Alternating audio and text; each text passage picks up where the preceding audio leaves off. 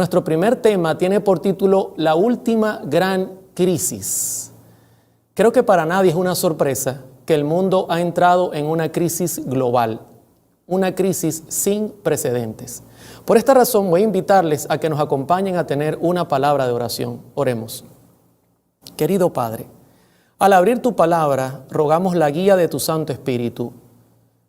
Padre, permite que tu palabra sea la luz que ilumine nuestro sendero en estos días tan difíciles que el mundo está viviendo.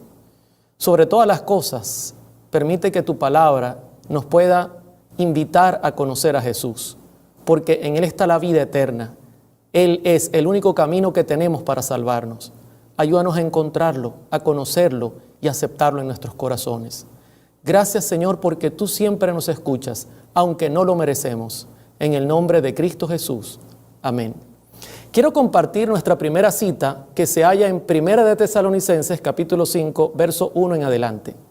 Pero acerca de los tiempos y de las ocasiones, no tenéis necesidad, hermanos, de que yo os escriba, porque vosotros sabéis perfectamente que el día del Señor vendrá así como ladrón en la noche. Lo primero que enseña el apóstol Pablo en la carta a los tesalonicenses es que no habrá un nuevo mensaje basado en tiempos u ocasiones. ¿Qué significa esto? Significa que no tenemos profecías que indiquen que hay una fecha específica o que hay un tiempo específico en el calendario en el cual Cristo ha de venir. Ni siquiera hay eventos marcados en el calendario divino para este tiempo. Ahora, la cita sigue diciendo, porque vosotros sabéis perfectamente que el día del Señor vendrá como ladrón en la noche, certificando y confirmando que la venida del Señor será de manera sorpresiva. Sigue diciendo el pasaje en el verso 3, que cuando digan paz y seguridad, entonces vendrá sobre ellos destrucción repentina, como los dolores a la mujer encinta, y no escaparán. Mas vosotros, hermanos, no estáis en tinieblas para que aquel día os sorprenda como ladrón. Pablo ahora dice que en nuestros días habrá anhelo de tener seguridad, de que nuevamente la paz vuelva a reinar en el mundo. Y yo le hago una pregunta, ¿estamos viviendo en días donde no tenemos paz y seguridad? ¿Verdad que de un día para otro el mundo se ha complicado? La profecía señala que habrá un gran esfuerzo mundial para que esta paz y seguridad regrese, y que cuando crean que la han alcanzado, entonces vendrá destrucción repentina. Y sigue diciendo, mas vosotros, hermanos, no estáis en tinieblas para que aquel día os sorprenda como ladrón. Hermanos, Dios no ha dejado a su iglesia en tinieblas. Dios ha dejado a su iglesia con un mensaje potente que debe ser predicado para el mundo. Y justamente por eso hemos preparado esta serie tan importante que queremos que ustedes compartan con todos sus amigos. ¿Saben qué? El Señor ha dejado en primer lugar su palabra para guiarnos en este momento tormentoso. Y además de su palabra ha dejado mensajes inspirados, libros inspirados, que nos ayudarán también a comprender en qué momento de la historia nos encontramos ahora. Y quiero compartir y de antemano recomendar este libro de la señora Elena G. de White llamado Conflicto de los Siglos. Seguramente usted puede tener un ejemplar de ese libro en su casa, o si no, los puede descargar de cualquier buscador en internet. Es totalmente gratuito. Sobre este libro, Elena G. de White escribió lo siguiente: el conflicto de los siglos debe ser ampliamente difundido. Contiene la historia del pasado, el presente y el futuro. En su bosquejo de las escenas finales de la historia de esta tierra, presenta un poderoso testimonio en favor de la verdad. Estoy más ansiosa de ver una amplia circulación de este libro que de cualquier otro que yo haya escrito, porque en el conflicto de los siglos, el último mensaje de amonestación al mundo es dado en forma más distinta que en cualquier otro de mis libros. El libro posee un mensaje que tiene un bosquejo comenzando del pasado, el presente y el futuro. Y su propia autora dice que tiene ansias de que este libro pueda llegar al mundo entero rápidamente. Y quiero decirle que el mundo ha sido distribuido de una manera maravillosa en todo el mundo. Ahora, hablando sobre el libro, el libro posee 43 capítulos. Fue escrito, atención con este dato, en el año 1858. Usted dirá, hermano Oliver, entonces es un libro anticuado. No, mis hermanos, así como la Biblia es un libro que está vigente. Posee un orden cronológico, o sea, los eventos irán de principio a fin de manera cronológica. Está escrito comenzando con la historia de la caída de Jerusalén en el año 70 después de Cristo hasta el fin del conflicto. La autora, escribiendo sobre su libro, dice lo siguiente: los resultados de la circulación del conflicto de los siglos no han de ser juzgados por lo que ahora se ve. Leyéndolo, algunas almas serán despertadas y tendrán valor para unirse de inmediato a los que guardan los mandamientos de Dios. Pero un número mucho mayor que lo lea no tomará su decisión hasta que vea que los propios acontecimientos que han sido predichos están ocurriendo. Usted dirá, hermano Oliver, o sea que el libro posee predicciones. Sí, mis hermanos, posee predicciones. ¿Y cómo es posible que esta señora, Elena G. de White, haya conocido lo que va a ocurrir en el futuro? El gran detalle, mis hermanos, es que Dios es omnisapiente y Dios otorga este conocimiento a algunas personas que Él ha escogido. Y esto lo relaciona claramente a Amós capítulo 3, verso 7. Dice así la palabra de Dios: porque no hará nada Jehová el Señor sin que revele su secreto a sus siervos los profetas. Dios en antaño siempre escogió a siervos para revelarles el futuro. ¿Y para qué lo hizo? Para el beneficio de usted y el mío, para el beneficio de su iglesia. Y así es con el conflicto de los siglos. La escritora, hablando de su libro, dice lo siguiente: el cumplimiento de algunas de las predicciones inspirará fe, de que otras también ocurrirán. Y cuando la tierra sea alumbrada con la gloria del Señor, en la hora final, muchas almas harán su decisión con respecto a los mandamientos de Dios como resultado de este instrumento. Importantísimo, mis hermanos, que ustedes puedan compartir en este tiempo el conflicto de los siglos, lo podamos leer en familia y nos podamos dar cuenta que todo lo que ella escribió se está cumpliendo perfectamente. Ahora, quiero iniciar el estudio de lo que Elena G. de White colocó en el conflicto de los siglos porque nos interesa mucho. Y no puedo iniciar desde el capítulo 1 con la caída de Jerusalén porque nos interesa llegar hasta nuestro presente. Por esta razón, voy a iniciar en el capítulo número 28, que tiene por título en español: la verdadera conversión es esencial, aunque su título original en inglés es Reavivamientos Modernos, Modern Revivals. Así que voy a comenzar con este capítulo muy interesante. Y fíjese lo que dice la página 458. Antes que los juicios de Dios caigan finalmente sobre la tierra, habrá entre el pueblo del Señor un avivamiento de la piedad primitiva, cual no se ha visto nunca desde los tiempos apostólicos. El Espíritu y el poder de Dios serán derramados sobre sus hijos. Entonces muchos se separarán de esas iglesias en las cuales el amor de este mundo ha suplantado al amor de Dios y de su palabra.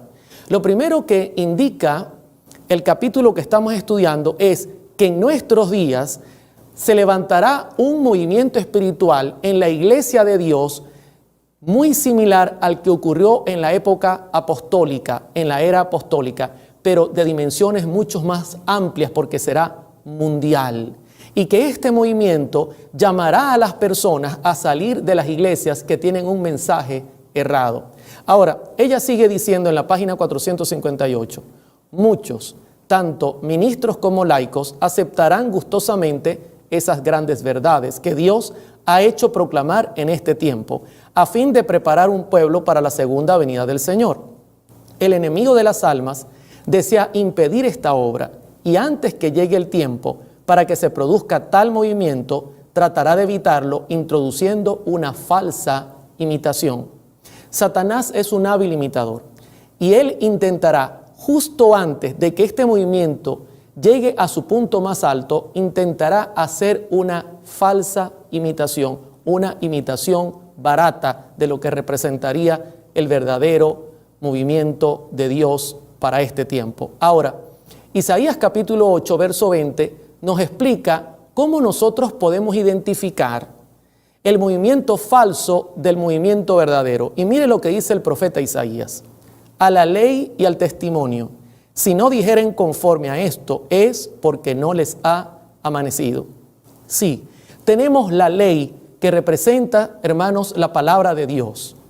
Y tenemos los testimonios que representan los mensajes de los profetas. Si se levanta cualquier enseñanza o cualquier movimiento contrario a lo que la palabra de Dios dice y a los que los profetas han escrito, no debe ser aceptado. Así lo presenta las Sagradas Escrituras. Ahora, en la página 459, ella dice lo siguiente: el profesor Edward A. Park, al exponer los peligros religiosos corrientes, dice acertadamente: una de las fuentes de peligro es el hecho de que los predicadores insisten muy poco en la ley divina. En otro tiempo, el púlpito era eco de la voz de la conciencia. Nuestros más ilustres predicadores daban a sus discursos una amplitud majestuosa, siguiendo el ejemplo del maestro y recalcando la ley, sus preceptos y sus amenazas.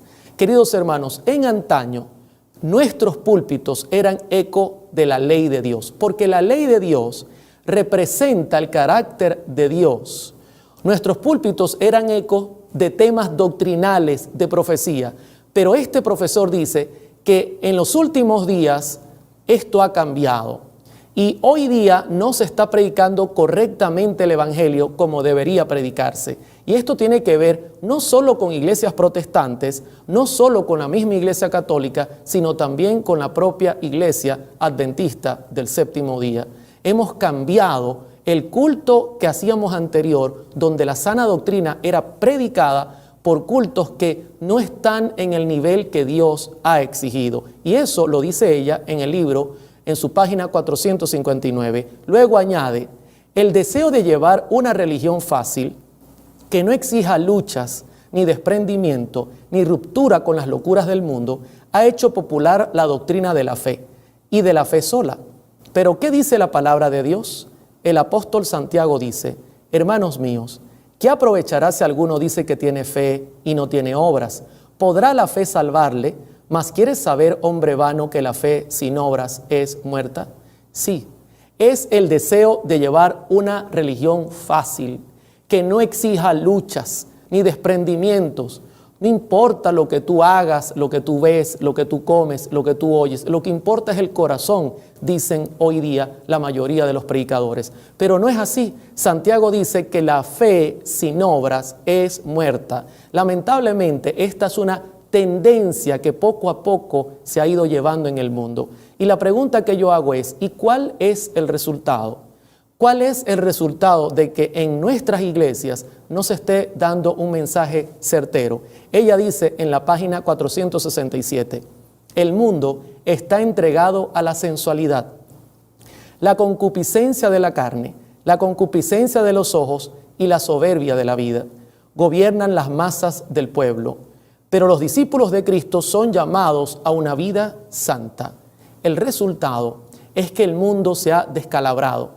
Hoy día vemos cómo la sensualidad reina en todos los niveles, la concupiscencia de la carne, los deseos de los ojos, la soberbia de la vida. El mundo ha dejado a Dios atrás, pero Dios hace un llamado a su pueblo a permanecer en santidad, sobre todo en estos días tan difíciles. ¿Y cómo lo haremos? Jeremías capítulo 6, verso 16 dice lo siguiente: así dijo Jehová, paraos en los caminos y mirad y preguntad por las sendas antiguas, cuál sea el buen camino, y andad por él, y hallaréis descanso para vuestra alma. Mas dijeron: no andaremos. Por más que se han levantado predicadores y que han dicho: debemos volver a las sendas antiguas, nuestra adoración debe ser como la Escritura señala, nuestros sermones deben presentar a Cristo la salvación, su santa ley y toda nuestra doctrina, muchos han dicho: no andaremos. Y el resultado ha sido que el mundo ha entrado en una era terrible de inmoralidad. Ahora, ¿cómo vamos hasta acá? ¿Estamos claros que ya ha iniciado hablando de una señal tan importante como es la iglesia? ¿Saben por qué? Porque a veces prestamos atención a las señales externas, a lo que está pasando en el mundo. Pero las cosas que están ocurriendo en la iglesia son señales inequívocas del pronto regreso de nuestro Señor Jesucristo.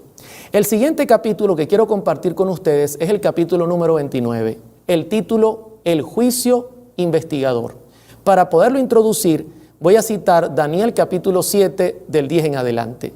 Estuve mirando hasta que fueron puestos tronos, y se sentó un anciano de días, cuyo vestido era blanco como la nieve y el pelo de su cabeza como lana limpia. Su trono, llamas de fuego, y las ruedas del mismo, fuego ardiente. Un río de fuego procedía y salía de delante de él. Millares de millares le servían, y millones de millones asistían delante de él. El juez se sentó y los libros fueron abiertos. Saben que la mayoría de las personas creen que cuando Jesús venga por segunda vez es el momento cuando el juicio va a iniciar. No, mis hermanos, será tarde. La Escritura no señala eso. Al contrario, en Mateo capítulo 24, la palabra de Dios dice que cuando Cristo vuelva, enviará a sus ángeles para recoger a sus escogidos en la tierra. Entonces, lógicamente, tiene que haber un juicio previo a la venida de Cristo, y esto es justamente lo que Daniel ve en el capítulo número 7. Luego añade en el verso número 13, miraba yo en la visión de la noche, y aquí con las nubes del cielo venía como un hijo de hombre, que vino hasta el anciano de días y le hicieron acercarse delante de él. La pregunta clave es, ¿el verso 13 habla de la segunda venida de Cristo? Déjeme compartir con usted una cita que aparece en el Conflicto de los Siglos en la página 472. Dice así: es esta venida y no su segundo advenimiento a la tierra la que la profecía predijo que había de realizarse al fin de los 2300 días, en 1844. Acompañado por ángeles celestiales, nuestro gran sumo sacerdote entra en el lugar santísimo y allí, en la presencia de Dios, da principio a los últimos actos de su ministerio en beneficio del hombre, a saber, cumplir la obra del juicio y hacer la expiación por todos aquellos que resulten tener derecho a ella.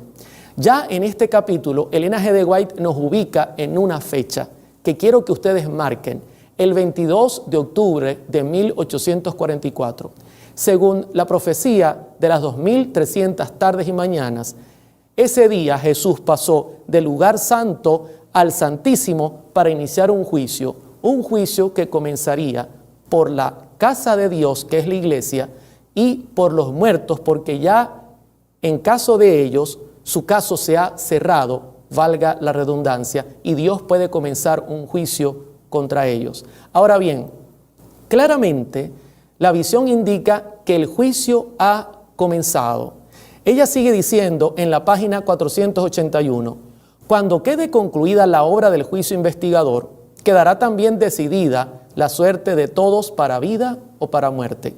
El tiempo de gracia terminará poco antes de que el Señor aparezca en las nubes del cielo. Al mirar hacia ese tiempo, Cristo declara en el Apocalipsis, el que es injusto sea injusto aún, y el que es sucio sea sucio aún, y el que es justo sea justo aún, y el que es santo sea aún santo. He aquí yo vengo pronto, y mi galardón está conmigo, para dar la recompensa a cada uno, según sea su obra. Apocalipsis 22, 11 y 12.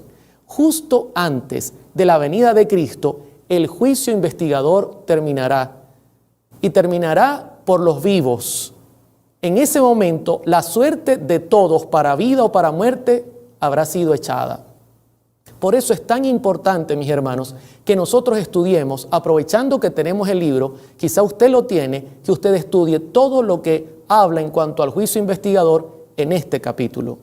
En Marcos capítulo 13, nuestro Señor Jesucristo dijo estas palabras: de la higuera aprended la parábola. Cuando ya su rama está tierna y brotan las hojas, sabéis que el verano está cerca. Así también vosotros, cuando veáis que sucedan estas cosas, conoced que está cerca, a las puertas. Queridos hermanos, Dios nos dejó señales. Señales para que nosotros entendamos en qué momento de la historia profética nos estamos ubicando. Por esta razón, Elena G. de White escribió la siguiente cita: la gente no tendrá otro mensaje acerca de un tiempo definido, después de este lapso, Apocalipsis 10, del 4 al 6, que ahora abarca desde 1842 a 1844, no puede haber ningún cómputo definido de tiempo profético. El cálculo más prolongado llega hasta el otoño de 1844. A partir de esta fecha, no existiría una nueva fecha o un nuevo lapso de tiempo basado en eventos. No, mis hermanos, tenemos hoy día son señales. Ahora bien, entendiendo lo que hemos presentado desde los 2 capítulos anteriores, es necesario que ahora vayamos hacia adelante. En el conflicto de los siglos, Elena G. de White presentó 6 capítulos en cuanto al espiritismo. Y esto debe preocuparnos mucho, mis hermanos, porque esto indica que esta señora estaba muy preocupada en cuanto a lo que Satanás haría con el espiritismo en los últimos días. Y fíjense lo que tiene por título el capítulo número 30, el origen del mal y del dolor. Allí, Elena G. de White presenta a Satanás como el originador de todo mal. En el capítulo 31, el peor enemigo del hombre, sin duda, es el diablo, quien trajo el pecado a la tierra y como resultado la muerte. ¿Quiénes son los ángeles? Es el capítulo 32, donde ella describe la función y poder de estos ángeles, buenos y malos. El capítulo 33 nos presenta las acechanzas del enemigo, cómo Satanás acechará a sus hijos, a los hijos de Dios, en los últimos días y cómo lo ha hecho en el pasado. El capítulo 34 presenta el misterio de la inmortalidad. Sin duda, la muerte es un misterio, pero Satanás ha llevado esto al punto de hablar de inmortalidad, algo que no es bíblico, solo Dios es inmortal. El capítulo 35 presenta, ¿pueden hablarnos nuestros muertos? Sin duda, los muertos nada saben, pero Elena G. de White dice que Satanás poco a poco hará pensar al hombre que hay vida después de la muerte. Ahora, quiero avanzar en estos capítulos y que ustedes miren el mensaje que ella presentó. Apocalipsis 12:9 dice lo siguiente: y fue lanzado fuera el gran dragón, la serpiente antigua que se llama Diablo y Satanás, el cual engaña al mundo entero, fue arrojado a la tierra y sus ángeles fueron arrojados con él. Sin duda, aquí comenzó toda la historia fatal de este mundo. Aquí comenzó el dolor y la tristeza, cuando Satanás se rebeló contra Dios en el cielo. Pero fíjense lo que la escritora dice en la página 503, en el capítulo número 32. La historia del Antiguo Testamento menciona a veces su existencia y su actuación, pero fue durante el tiempo que Cristo estuvo en la tierra, cuando los espíritus malos dieron las más sorprendentes pruebas de su poder. Cristo había venido para cumplir el plan indicado para la redención del hombre, y Satanás resolvió afirmar su derecho para gobernar al mundo. Cuando Jesús vino a la tierra, Satanás se manifestó de una manera desesperada. Nunca se había visto una manifestación de tal magnitud, tantas personas endemoniadas. Jesús tuvo que hacer grandes milagros para liberar a estas personas. Y saben, en nuestros días será similar, pero con mayor proyección. Y hoy día, sin duda, usted debe entender que Satanás ya ha comenzado su plan, no desde ahora, sino desde hace mucho, utilizando cualquier cantidad de recursos para tratar de predicar al mundo que la persona no muere si no es inmortal y que hay posibilidad de comunicarse con los muertos. Sobre esto, Elena G. de White dice: entre las trampas más temibles del gran seductor figuran las enseñanzas engañosas y los fementidos milagros del espiritismo. Disfrazado como ángel de luz, el enemigo tiende sus redes donde menos se espera. Hay una ley de la naturaleza intelectual y espiritual, según la cual modificamos nuestro ser mediante la contemplación. La inteligencia se adapta gradualmente a los asuntos en que se ocupa. Se asimila lo que se acostumbra a amar y a reverenciar. Sí, Satanás hoy día, de una manera interesante, de una manera seductora, presenta el espiritismo y la gente siente atracción hacia él, utilizando Hollywood, utilizando películas, utilizando novelas, utilizando revistas, cualquier cosa, él busca para tratar de entrar a nuestros hogares. Y ella afirma que hay una ley en la naturaleza intelectual y espiritual, mediante la cual nosotros modificamos nuestro ser a través de la contemplación, mirando todas estas películas, estas novelas, estos programas televisivos.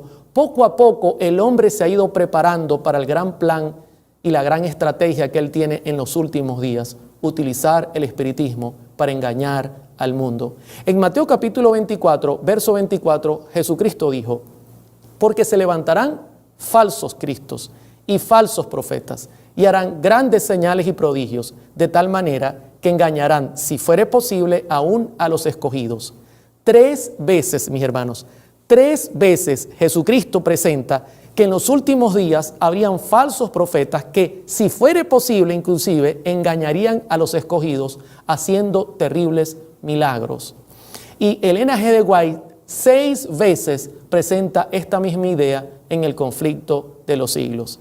Ella sigue diciendo en la página 548: poco a poco, Satanás ha preparado el camino para su obra maestra de seducción, el desarrollo del espiritismo. Hasta ahora no ha logrado realizar completamente sus designios, pero lo conseguirá en el poco tiempo que nos separa del fin. El profeta dice: y vi 3 espíritus inmundos, como ranas, son espíritus de demonios, que obran prodigios, los cuales salen a los reyes de todo el mundo habitado, a juntarlos para la guerra del gran día del Dios Todopoderoso. Apocalipsis capítulo 16, versos 13 y 14. Aún Satanás no ha alcanzado todo su poderío, porque Dios lo restringe.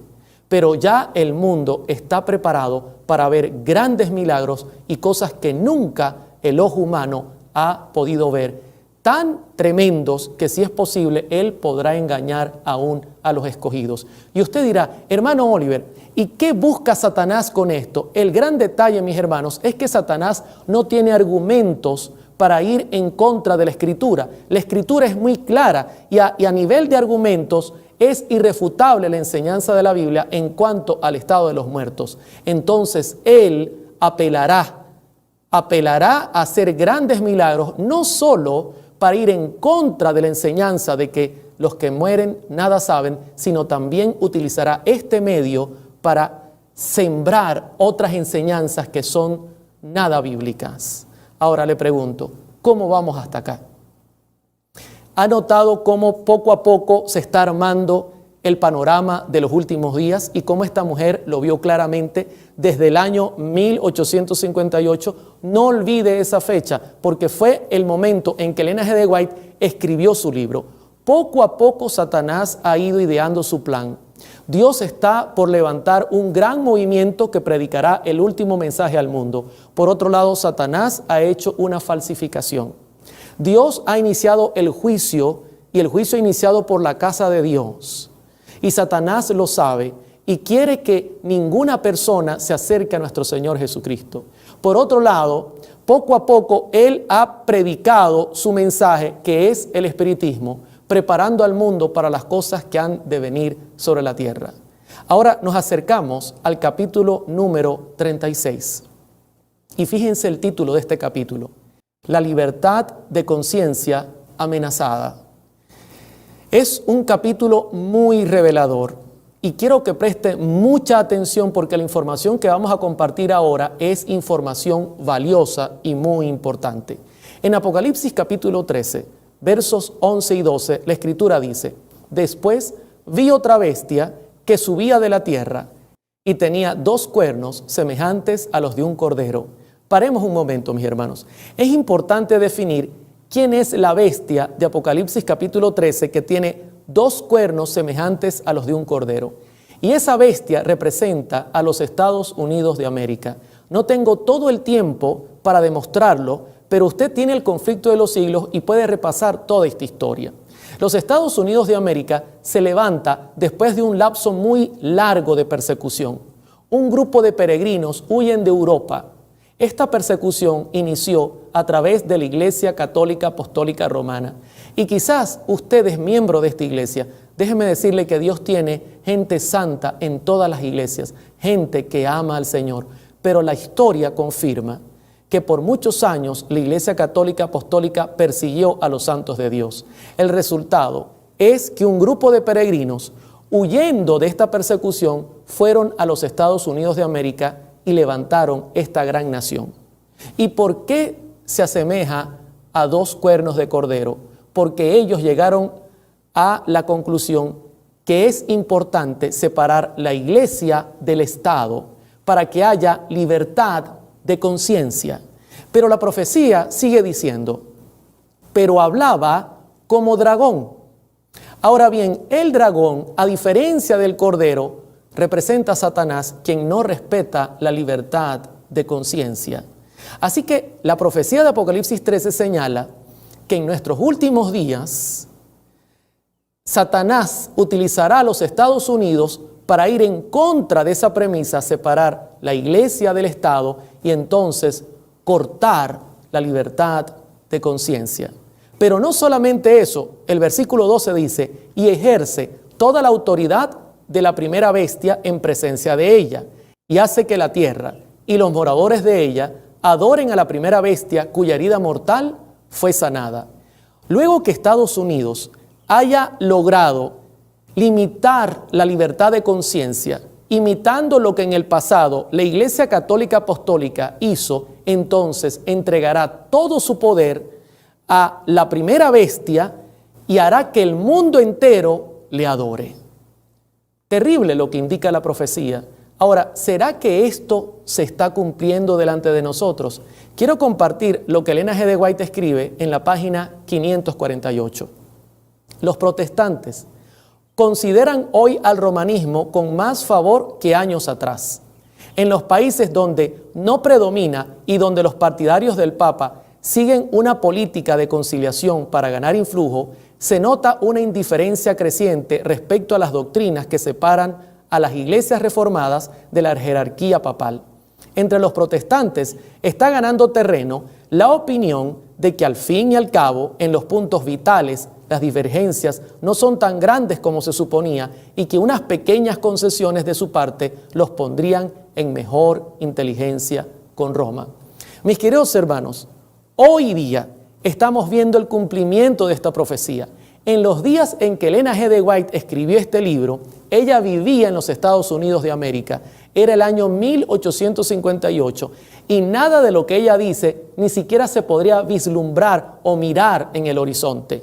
Que los protestantes consideren que el romanismo hoy día sea honrable y que se puedan acercar y hacer concesiones era inviable.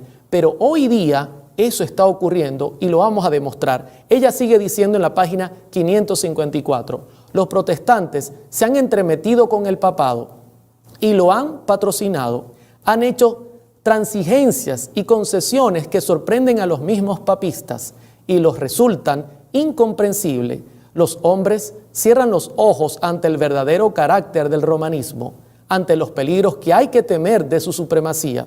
Hay necesidad de despertar al pueblo para hacerle rechazar los avances de este enemigo peligrosísimo de la libertad religiosa. Poco a poco los protestantes se han ido entremetiendo con el papado, han ido haciendo concesiones, se han ido mezclando. Y usted dirá, ¿está seguro, hermano Oliver? ¿Y sabe qué es lo triste? Que hemos sido testigos de estas concesiones y no hemos hecho nada, no hemos levantado nuestra voz para despertar al pueblo, pero es hora de hacerlo, mis hermanos. Es hora de despertar al pueblo y decirle, todas estas profecías se han cumplido y se están cumpliendo delante de nosotros. Quiero compartir con ustedes este artículo escrito el 5 de junio de 2014. Joel Osteen, tras reunirse con el Papa Francisco, afirma, él ha hecho la iglesia más inclusiva. Inclusive dice, me sentí muy honrado por haber sido invitado, dijo Joel Osteen, pastor en la iglesia de Houston, un pastor protestante muy conocido. Dice haberse sentido honrado por haber sido invitado al Vaticano. Luego él añadió, y lo dice el propio artículo, me encanta el hecho de que haya hecho el Papa a la iglesia más inclusiva.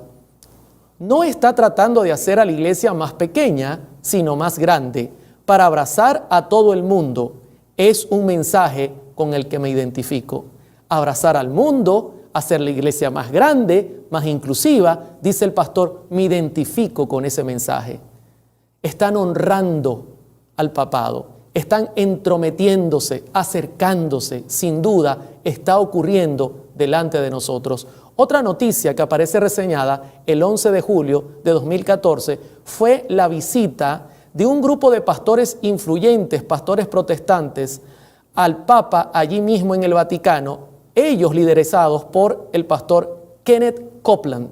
Sí, señor, mis hermanos, fueron todos a reunirse con el Papa para hacer nuevas estrategias de unidad. Y fíjense lo que el Papa, luego de la visita, dijo: nunca vi un milagro que Dios no comenzó bien, y creo que Dios concluirá completamente este milagro de la unidad. Palabras del Papa Francisco. Este milagro de la unidad. Unirse todas las iglesias. Usted dirá, hermano Oliver, ¿y qué tiene de malo que se unan todas las iglesias? El gran detalle, mis hermanos, es que la Iglesia Católica Apostólica Romana no ha cambiado su doctrina. Esa misma doctrina y enseñanzas que llevó al mundo a una persecución terrible, donde no hubo más libertad de conciencia, es la misma que ellos practican hoy día. Entonces, ¿cómo puede existir una unidad delante de tales premisas y enseñanzas? Ahora bien, ¿se está cumpliendo delante de nosotros? Tengo muchas más noticias, pero no tengo el tiempo para compartirlas. El Papa no solamente ha llamado a la unidad de los protestantes, también a las grandes religiones ha llamado a la unidad para conformar una sola religión. Tremendo esto. Pero una de las noticias que sin duda fue histórica es esta que reseña CNN 22 de septiembre de 2015. Francisco inicia visita histórica a Estados Unidos de América.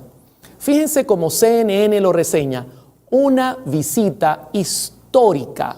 Y usted dirá, ¿y por qué es histórica, hermano Oliver? Justamente, recuerde que los Estados Unidos de América fue una nación que se levantó huyendo de la persecución que los papas habían hecho durante tantos años. Así que el hecho de que el Papa llegara a Estados Unidos de visita y se le recibiera con bombos y platillos, CNN dijo, esto es algo histórico, único en la historia, una señal potente de la venida de nuestro Señor Jesucristo. Y le hago una pregunta. El capítulo número 36 del Conflicto de los Siglos tiene por título La libertad de conciencia amenazada. Pregunto, ¿hemos visto serias amenazas a la libertad de conciencia? Sí. ¿Se están intentando unir los protestantes con los católicos? Sí. Fue profetizado en el Conflicto de los Siglos. La sierva del Señor dijo, cuidado, levanten su voz cuando vean estas cosas. Sí. ¿Lo pudo vislumbrar la vidente? Sí lo pudo hacer. Pero lamentablemente no hemos prestado atención porque el diablo, como con un cuentagotas, poco a poco ha ido ganando terreno y ha ido anestesiando nuestras conciencias. Ahora, ¿saben lo que dijo el Papa cuando estuvo en el Congreso de los Estados Unidos de América? Que fue algo histórico también el hecho de que el Papa se presentara en el Congreso de los Estados Unidos de América y allí presentara un mensaje. Voy a compartir un breve párrafo de su mensaje. Dice así: es la hora de acciones y estrategias osadas para implementar una cultura del cuidado. Y quiero parar un momento. Una cultura del cuidado. ¿Del cuidado de qué? Saben que esta pequeña frase, cultura del cuidado, él la usa en la encíclica Laudato Si para hablar en cuanto al domingo como día de reposo. Él allí dice que necesitamos mirar el domingo como un día de cuidado y de reposo. Sigue diciendo, y una aproximación integral para combatir la pobreza, para devolver la dignidad a los excluidos y simultáneamente para cuidar la naturaleza. En el propio Congreso de los Estados Unidos, el Papa lanzó su mensaje de implementar el domingo como día de reposo. Ahora le hago una pregunta. ¿Cómo vamos hasta acá? Hasta aquí lo que esta señora vislumbró desde el año 1858, ¿se está cumpliendo perfectamente? Sí. ¿Y qué decir en cuanto al gobierno norteamericano y su acercamiento a las iglesias? en el intento de unir la Iglesia y el Estado en los Estados Unidos de América. Quiero compartir algunas citas de Ellen G. White en El conflicto de los siglos, página 560. En los movimientos que se realizan actualmente en los Estados Unidos de Norteamérica para asegurar el apoyo del Estado a las instituciones y prácticas de la Iglesia, los protestantes están siguiendo las huellas de los papistas. Más aún, están abriendo la puerta para que el papado recobre en la América protestante la supremacía que perdió en el viejo mundo. Sí, mis hermanos, los protestantes actualmente están haciendo movimientos para acercarse a la política, al gobierno y buscar hacer concesiones mutuas para buscar la unidad. Y usted dirá, ¿es posible eso, hermano Oliver? Quiero compartir una noticia que aparece el 25 de mayo de 2018 en BBC Mundo. ¿Por qué los evangélicos de Estados Unidos apoyan a Donald Trump pese a sus escándalos? Explicado por el pastor latino que lo asesora. BBC Mundo se pregunta, ¿por qué los evangélicos, viendo que Donald Trump es un personaje de conducta muy, podemos decir, con una conducta de pasado, con ciertas situaciones de inmoralidad, ¿cómo es posible que hoy día las iglesias protestantes estén apoyándolo? Se pregunta BBC Mundo. El pastor que le asesora, el pastor Samuel Rodríguez, responde de esta manera. Trump ha hecho más por el movimiento evangélico que cualquier otro presidente desde la época de Ronald Reagan. Se puede medir. Hay 20 puntos que uno puede decir claramente. Aquí firmó una orden ejecutiva, aquí firmó una ley, aquí avanzó. En pocas palabras, el pastor responde de esta manera. Trump está ayudando a la iglesia para que la iglesia tenga más poder. Y fue justamente lo que Trump prometió en su campaña electoral, que devolvería el poder a la iglesia. Hay un acercamiento temible entre la iglesia y el Estado en los Estados Unidos de América. Fíjense, una prueba de lo que este pastor dice es esta noticia que aparece el 4 de mayo de 2017. Trump atenuará restricción a las iglesias que deseen participar en la política.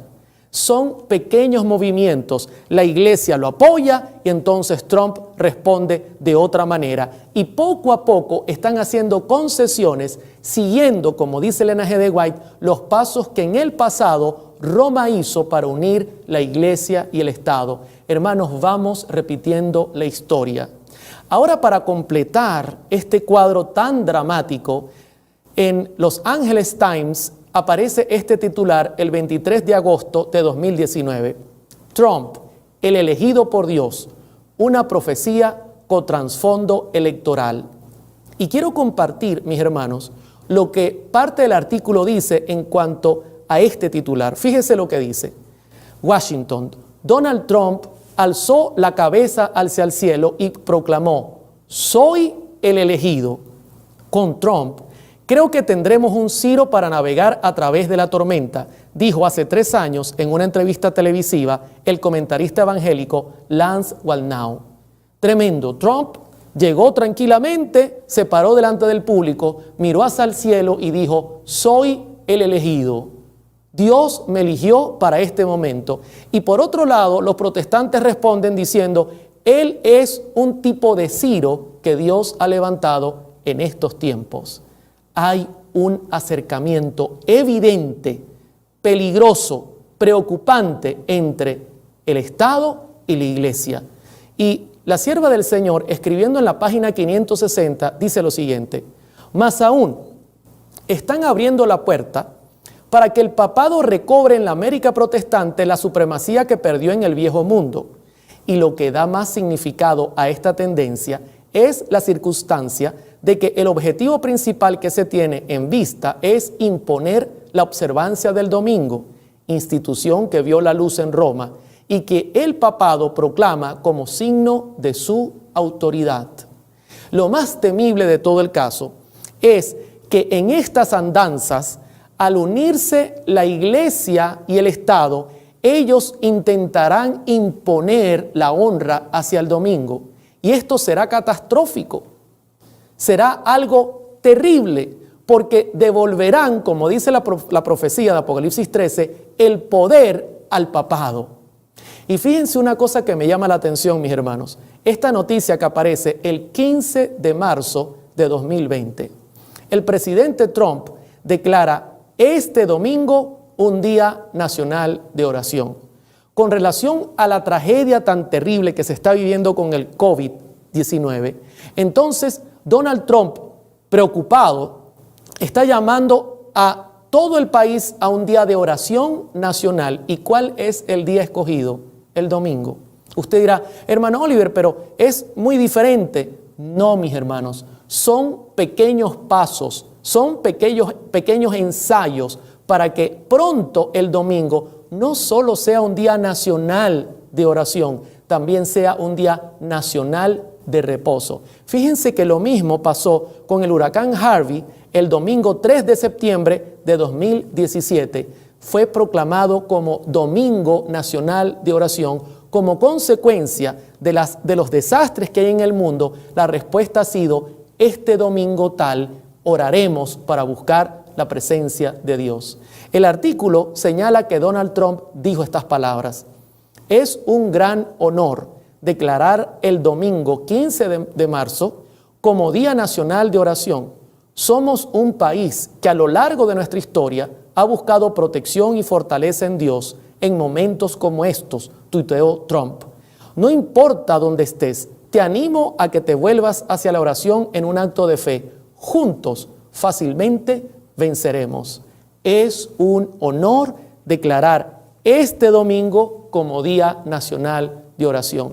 Están imitando, poco a poco, están repitiendo la historia que el papado hizo en antaño.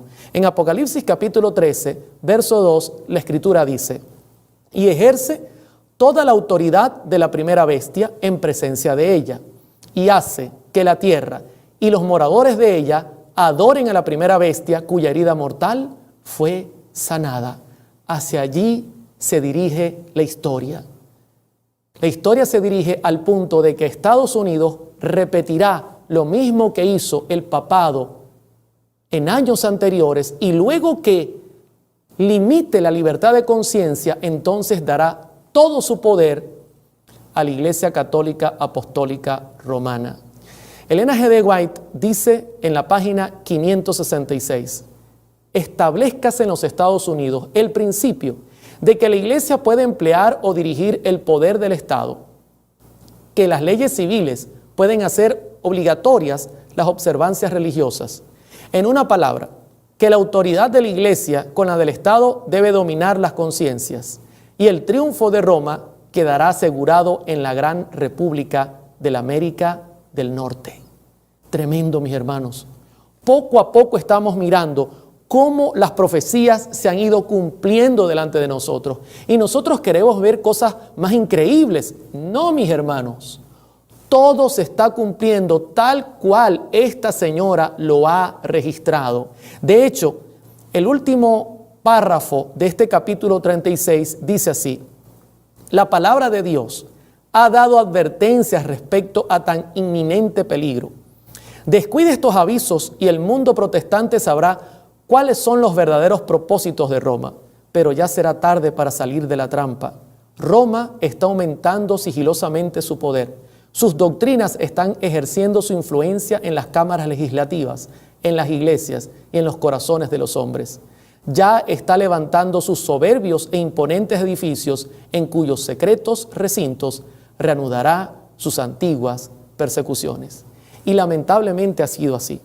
El mundo protestante ha quitado su mirada de las advertencias bíblicas. No solamente eso, sino ha olvidado el pasado, y esto, mezclándose, ha hecho que se acerque la iglesia al Estado y al mismo tiempo los protestantes busquen concesiones con la propia Iglesia Católica Apostólica Romana.